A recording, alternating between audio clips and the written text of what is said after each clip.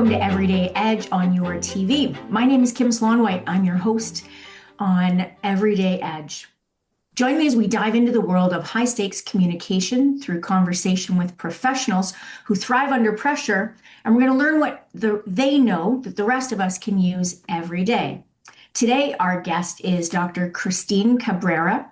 She's a clinical psychologist and her business is called Inner Wisdom. And Christine, welcome to the show. Hi, Kim. How are you? I'm doing great, thank you. So, Christine, tell me a little bit about your background or share it with our guests and tell us a little bit about your business. Yeah, absolutely. So I'm a clinical psychologist, and I have my own private practice in Burlington, Ontario.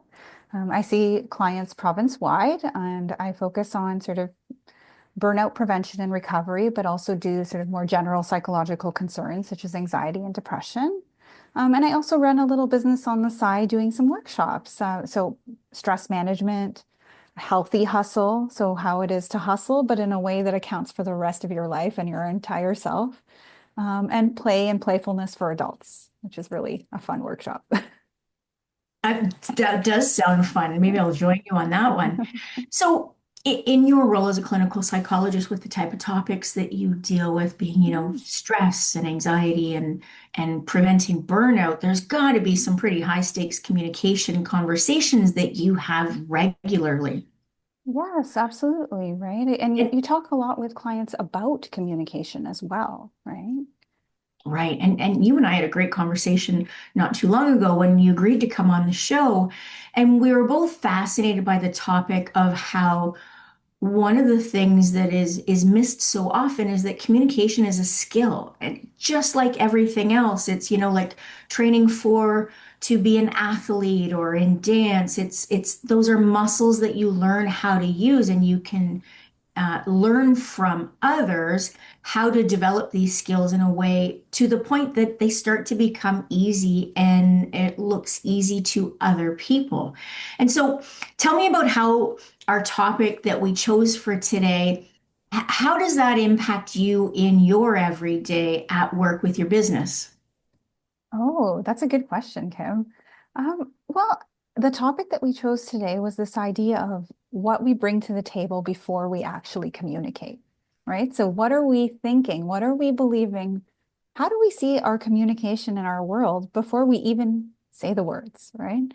So, I mean, how does it impact me every day? I think it impacts me in my work every day because I really, I adjust my communication to match my clients, to match my workshops, Yeah. right? It is about meeting people where they're at, and that is sort of my space, right? And it's a lot about how you phrase things and how you present things. It's a lot about knowing sort of where people stand, their beliefs, Mm. your own beliefs about the topic, and really kind of being able to look at the whole picture. So I think it comes up in work all the time. I think it comes up in life. Like I'm a Yeah. parent, I have a partner, I have to communicate Yeah. about, the vacuuming. That's not always easy, right? I have to communicate about the kids, not always easy. They're not always so receptive, right? So it everyday life, all aspects. And what I find interesting too is with what you do and you're meeting people constantly and you have sessions or your live workshops is you're making these assessments live. So there's some pressure there in how you communicate as you figure out what, like you said, what each person has a different need or a different focus. So for me, when we're speaking, what I identified very early was that pressure for you is constant, right? Being able to give your best, much like what I do with my coaching business is meeting people where they are requires being very present, being on, and Mhm. there's time constraints, right? You want to get it right. You want to do it quickly and the best that you can. So that pressure is pretty intense. Mhm. You don't get often do-overs in these sorts of conversations, right? Yeah, absolutely. And I think it speaks to sort of your first point, Kim, that it is a skill, right? Yeah. It's not like I, emerged and automatically knew how to do this job or how to Yeah. speak and sort of meet people where they're at. Like it was a skill that was learned and trained and Yeah. practiced, all Yeah. those things, different contexts in which to hone the skill. Hmm. and and to learn sort of what assumptions I brought to the table about my own communication. Yeah. And I want to talk about assumptions so much with you because, like you said earlier, it's the things that we bring to the table before we even decide that there's a discussion that needs to be had or we pin Mm. down what we want to talk about. We're bringing a lot of junk to the table. And tell me what you're noticing in your practice. Well, I mean, I tend to think about it as kind of two categories, right? So it's often, if you're going to group it out, beliefs about ourselves and how we feel about our own communication and our own ability to express ourselves. Mhm. And then there's beliefs about other people, how receptive they are or what judgments they may holding. Often it's judgments, right? This idea that they're going Yes. to think poorly of us in some way, right? And Right. those are kind of our two categories, this junk that we bring to the table, right? And that's the stuff that we hope to like investigate and know so that we can become better communicators. And one of the things that I find fascinating in my work is the mantra that my clients are so used to me saying is we got to slow it down. We got to slow it down. And when we get nervous and we're a little bit uncomfortable, one of the Mm-hmm. first things we do is we speed up. So we leave out important pieces of information and we also talk faster when we're stressed out.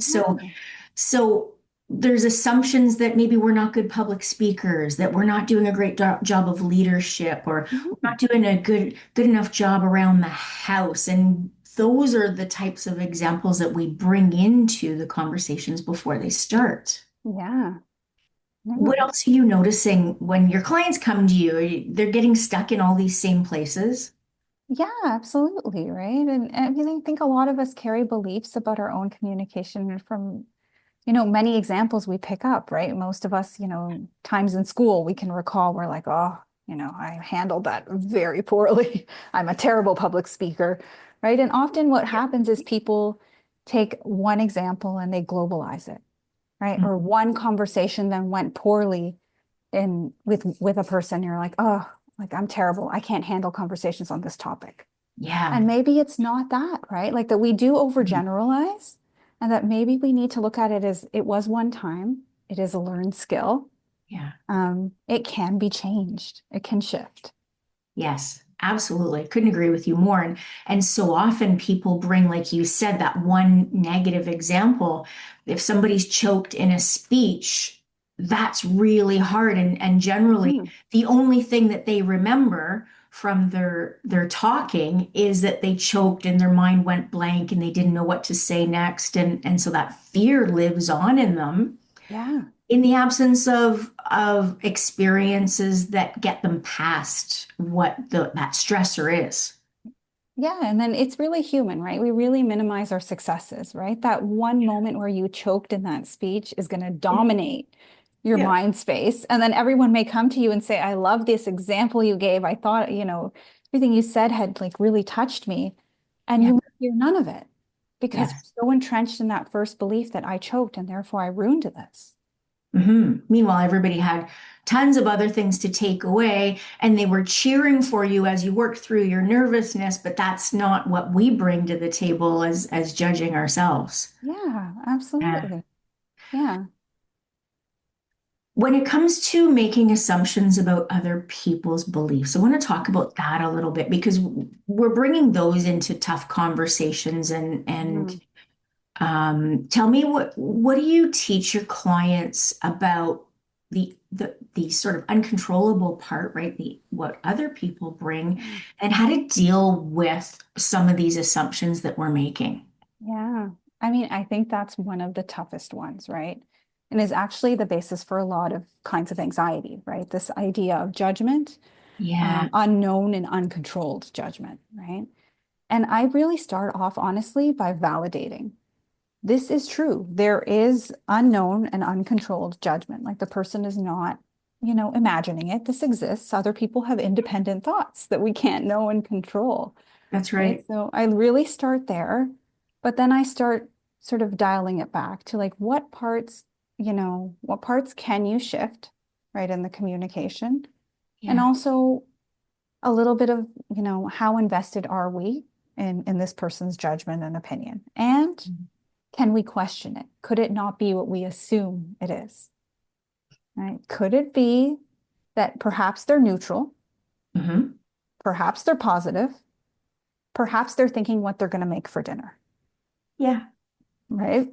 Like it's And just it's opening up the context of the possibilities. what I love about what you're saying is it goes back to that slowing it down, which is if we have an assumption, sometimes the best place to start is asking, hey, I have this assumption. Is this what you think? Mhm.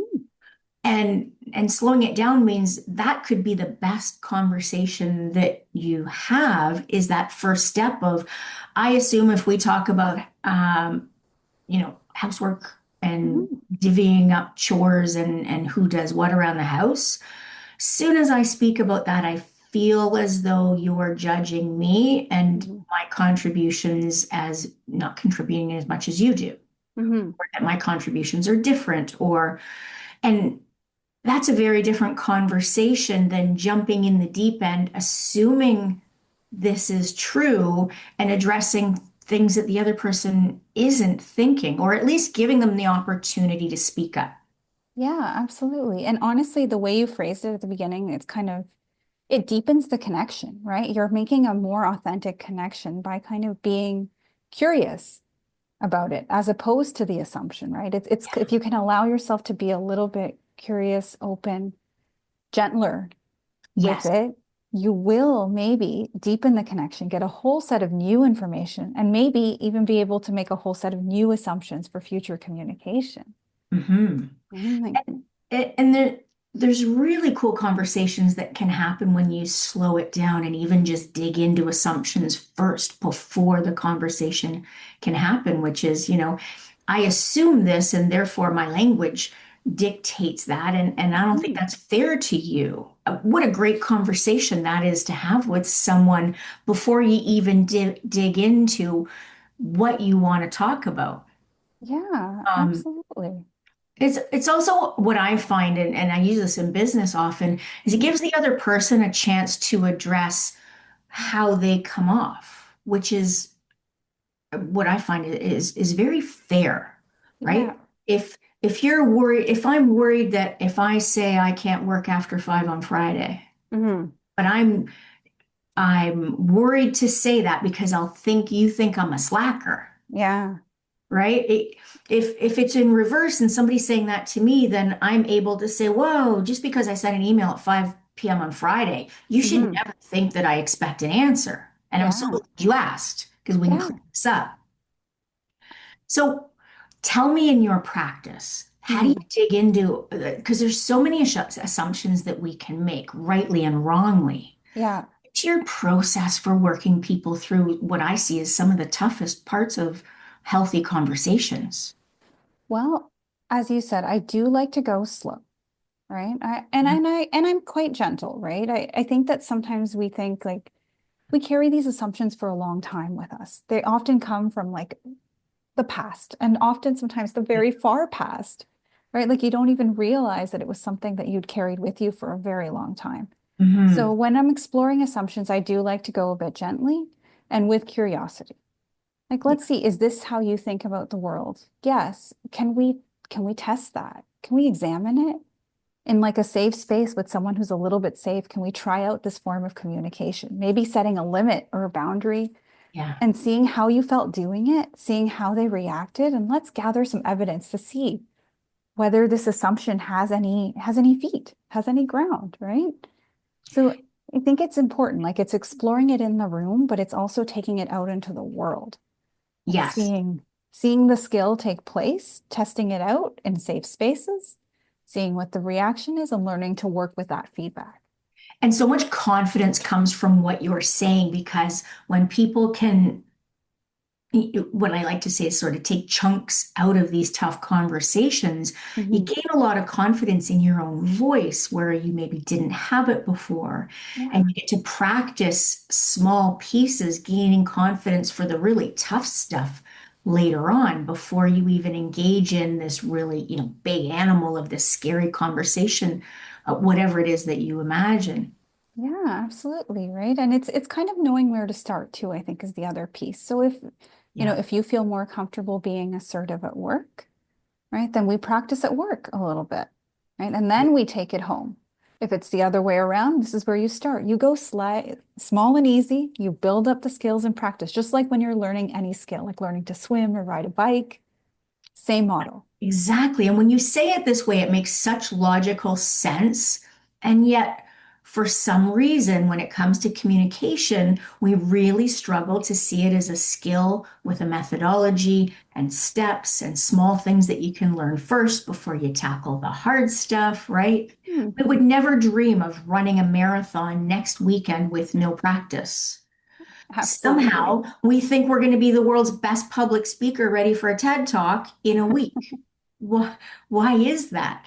Oh, I think we have a lot of, and I don't think it's personal. I think there's kind of social assumptions around this idea that people are natural born communicators, Hmm. right? That, you come out of the womb and you're just this extrovert who speaks clearly and, That's very enunciates and makes your point, right? And that's not the case, right? It's really not. Some people are more naturally comfortable, but for mhm. those who are not, you can gain that comfort, right? Absolutely. Yeah, Yeah. it Like a really business is. built around it. Yeah, it's very Yeah. learnable. Absolutely. Very. And it's not always, as an aside, it's not always the people that are really comfortable speaking that are always the best speakers either. Hmm. Right? And Yep. as you know, because you do workshops, I'm sure you've seen, as I have, working conferences where some people are really comfortable speaking, Hmm. but they maybe don't get to a point, or they wander around, or they're not prepared and not valuing the audience's time. So Yeah. there's a lot of people that look very skilled that are missing out on some of the important skills to being a really great communicator. Hmm.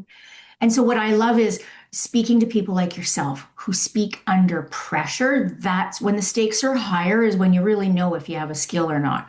Yeah, Like a absolutely. 911 call taker, that's immense pressure. There's things that they need to do, there's steps that they take. And um, it's easy to do when there's not a lot of pressure, tough to do when there's more pressure. Yeah, absolutely. And in some contexts, like in my work in particular, Yeah. I'm not perfect, right? Like I will miscommunicate sometimes. I will misstep. And Hmm. what I think is really key is I go back. Look, I said this and I don't know if my point came across, if what I Yeah. was trying to express was, understood the way I hoped it was understood.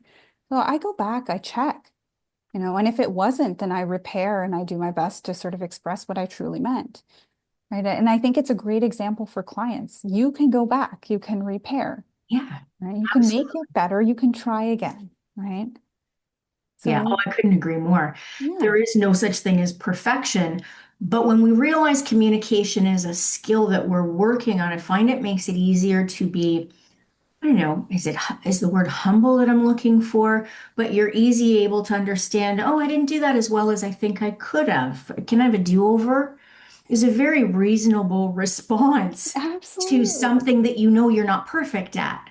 Um, but I find people that are learning speaking for the first time are learning to have these tough conversations. Mhm. One of the hardest, or the first challenges that I take on is getting this idea of perfection out of the way.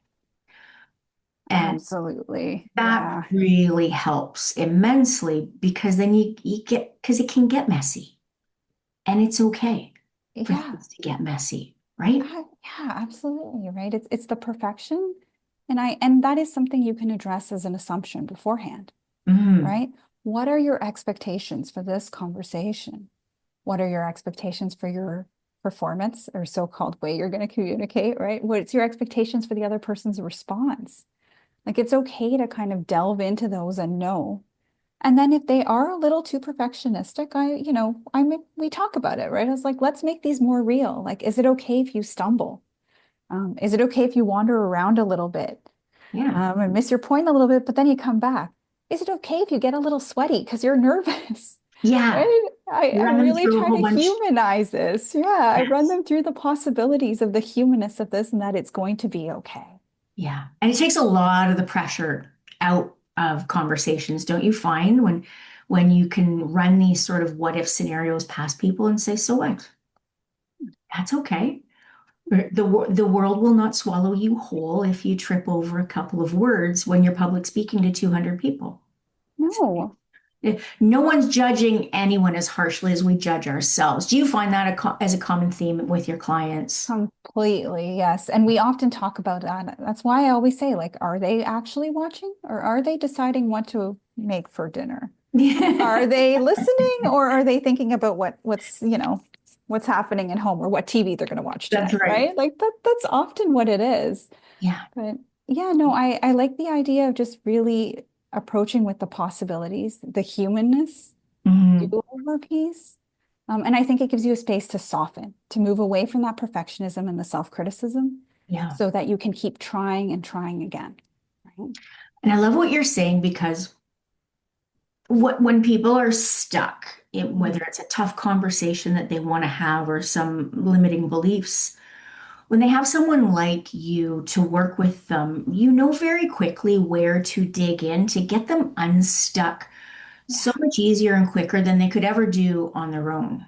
And when it's us, we sort of lack that clarity Mm. sometimes, don't you find? Yes, so I agree, right? It can be really hard to find your more vulnerable soft spots, right, on your own. Mm, We're pretty guarded about them. They're guarded for a reason, right? They're vulnerable and soft, and we feel self-conscious, right? So right. it can help to see a psychologist or to see a therapist or a coach and get some Yeah. outside input, Yeah. especially in those environments because it can be delivered in a way that you can hear it with the Yes. skills to shift afterwards, right? So that's where I think there's advantage there. But if that's not a possibility, I think trusted loved ones who you Mm, can really trust can be another source of like some feedback yeah. sometimes. So I think there are definitely different venues, right, where you can get a bit of that insight that maybe is hard to get on your own. Yeah. Or like you said, you mentioned your workshops earlier. Just let's plug you while we can. What are the names of your workshops and are they on your website? Yes, they're on my website. So my workshops are play and playfulness for adults, the healthy hustle, burnout recovery and burnout prevention, and the healthy hustle for women. Just because I think there's specific factors involved there. Right. So I try to, we talk about communication as a method of both enhancing our relationships, changing things at work, but also as self-care, like true and real self-care, not just a bubble bath. Yeah, a bubble bath and a glass of wine. Everybody Yeah. knows that one. Yeah. If that worked, we'd all be fine by now. So you have two aspects to your business. One is the one-on-one clinical Work. um, Yeah.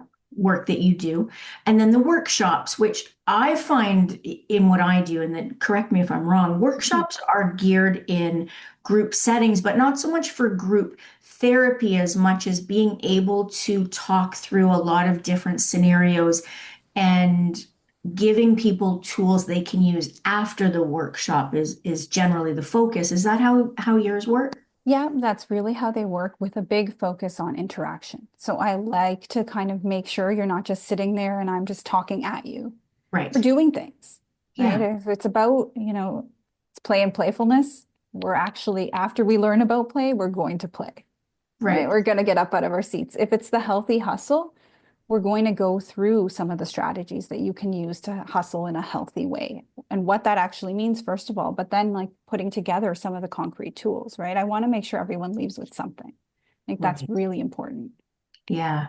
And I find when it comes to communication skills and, you know, as we've talked, sort of addressing these misconceptions or dealing with assumptions that are real, Mm. but being able to break things down into small chunks gives people the work that they can do later. And a lot of the work comes from the practice outside of the sessions. So the sessions are getting you sort of that boot camp is what I like to say, right? That Yeah. start of getting you going in the right direction and then practicing and then revisiting something new and then being able to practice. So like any skill, I assume communication skills, once you get a couple of strategies in place, Hmm. practicing is the way that really, for me, is the one that moves the needle.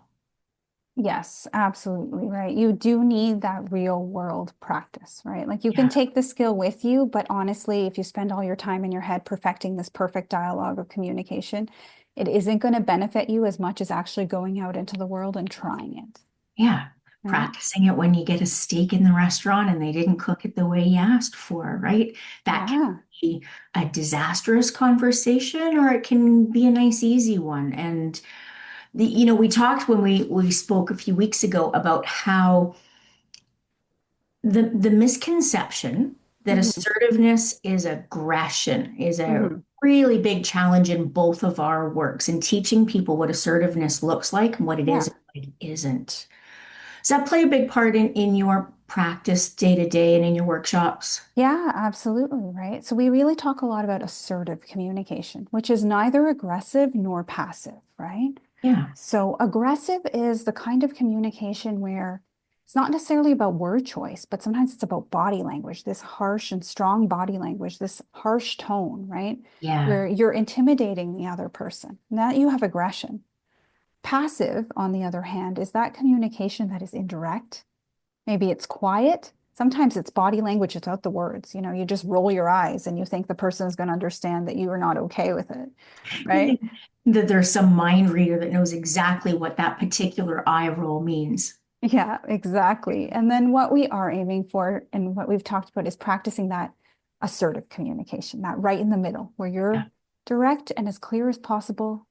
And you're saying it in words and you're matching your tone and you're neither too intimidating nor too yeah. quiet. Yeah, right. That, And and I find it's usually just fact-based information, right? It's yeah. it's not an attack, it's nothing personal, it's just stating facts.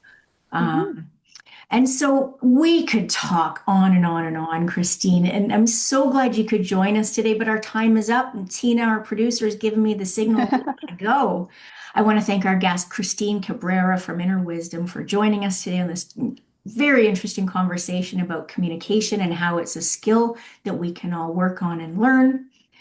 Thank you for watching Everyday Edge on your TV.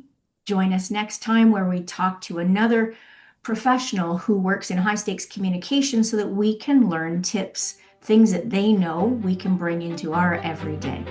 Thanks for joining us.